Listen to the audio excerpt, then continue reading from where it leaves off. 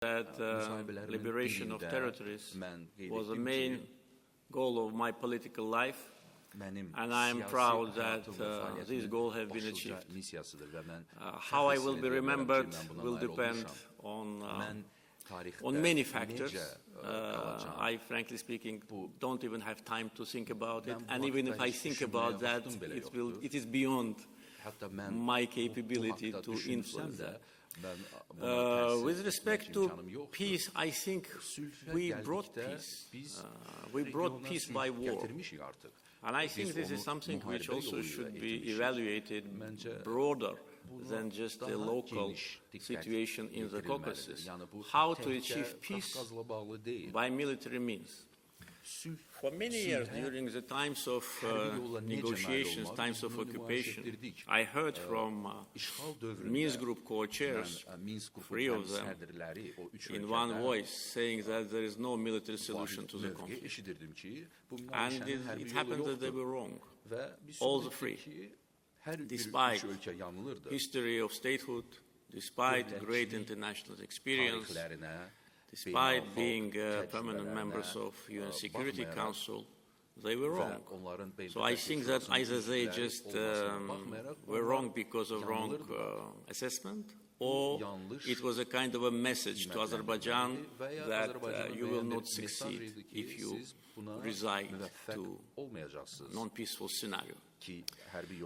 But we proved that there is a military solution to the conflict, so conflict is resolved. Actually, conflict was resolved 3 years ago when we liberated a big part of the occupied territories, and restoration of our sovereignty was just a matter of time. And it was clear that in the current, at that time, geographical situation, so-called Nagorno-Karabakh Republic, which has not been recognized even by Armenia, has no chance to survive as so-called independent quasi-state. They had 2 chances, either to integrate with the rest of Azerbaijan or to go to history. So I clearly realized that at that time.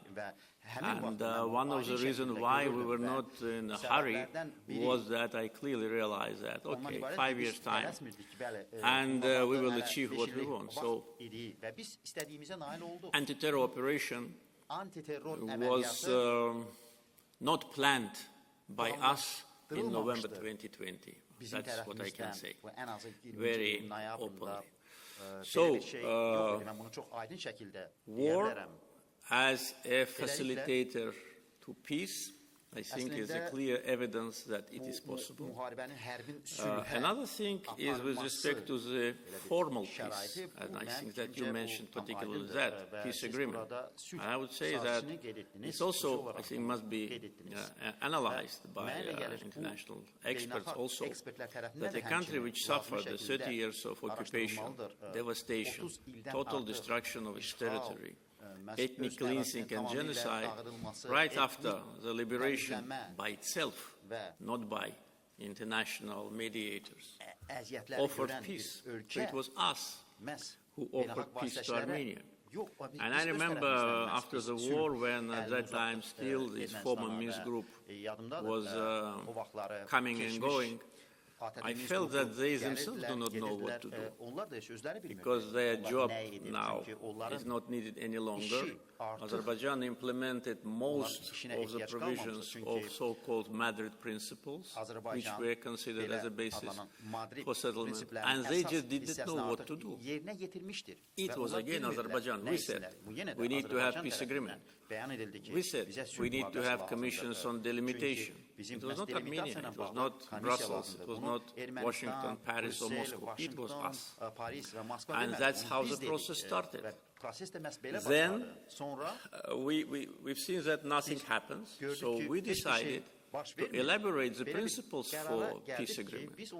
And we elaborated them and sent them to Armenia. And then again it was silence. And then we made it public.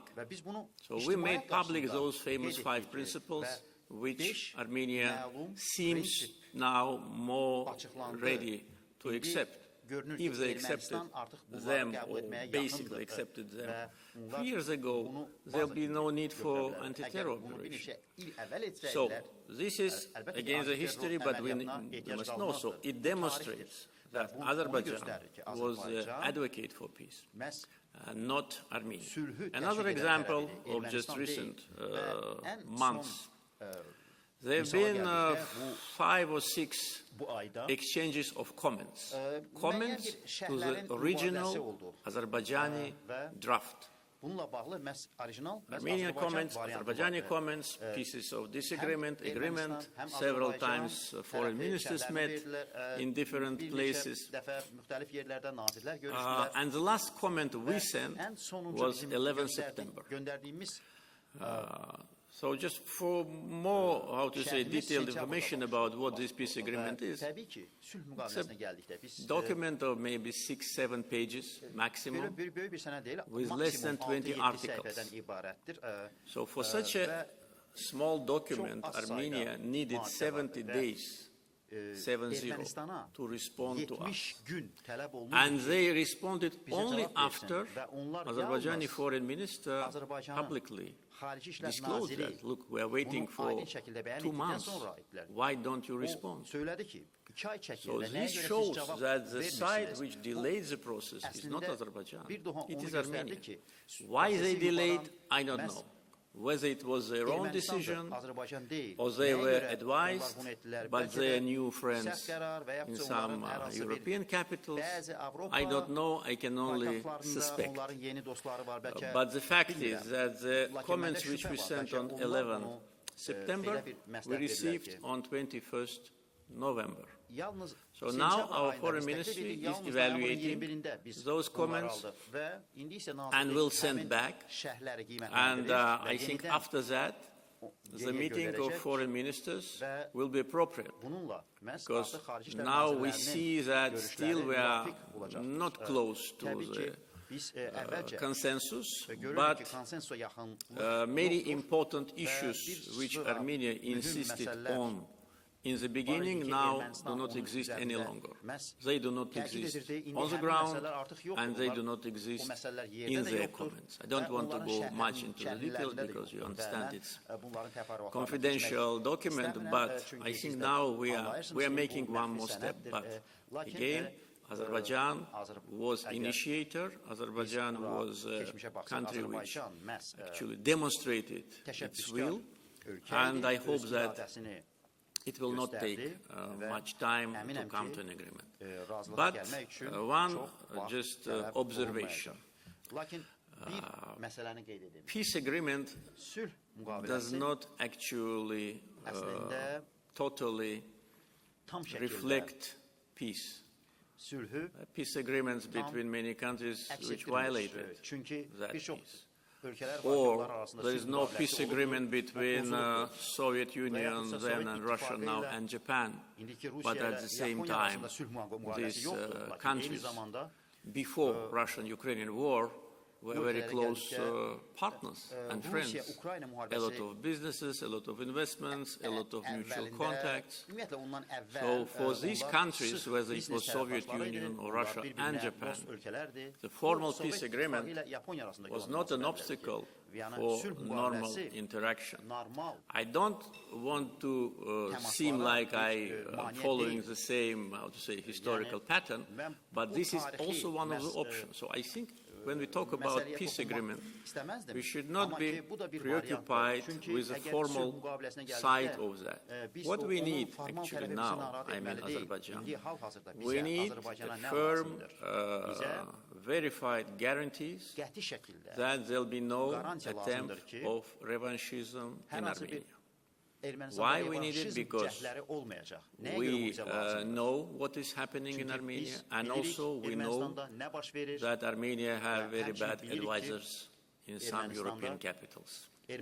Even without mentioning that capital, I think everybody understands whom I mean. So this could be a trigger. So far, it is provocative advices, but we do not exclude that they'll turn into destructive advices. So we must have a guarantee that there'll be no more war between two countries, that Armenia totally agrees with the situation and what they say about territorial integrity of Azerbaijan, they really mean. They should forget about former Nagorno-Karabakh Republic and be constructive on the limitation of border. So that is actually peace. The paper which will be signed, of course, has importance, but I think important for us, especially after 30 years of Armenian unwillingness to liberate even 1 centimeter of our land, and not only previous Karabakh clan leaders who became president, but Pashinyan himself, when he said Karabakh is Armenia, and that's it, in Khankendi in 2019, what did he mean? And nobody asks him this question. And when his defense minister said that there'll be new war for new territories, threatening Azerbaijan with occupation, also in 2019, it was not Kachiryan-Sarkisyan gang, it was Pashinyan, it was him. Now he tells Karabakh is Azerbaijan just because we won the war, not because he transformed his ideology. Ideology is the same. They still live with this ideology. The difference between Armenian government and opposition only is that Armenian government clearly understands that if they continue to contest our territorial integrity, we will crush them again. No matter who stands behind them, no matter who tells them what in that famous, beautiful European capital. Opposition, because they want to overthrow Pashinyan, they want this to happen. They want him to make this mistake and then to come to power. So we need guarantees, and the guarantees which we can see with our eyes. So that will be the best, how to say, factor for peace in Caucasus.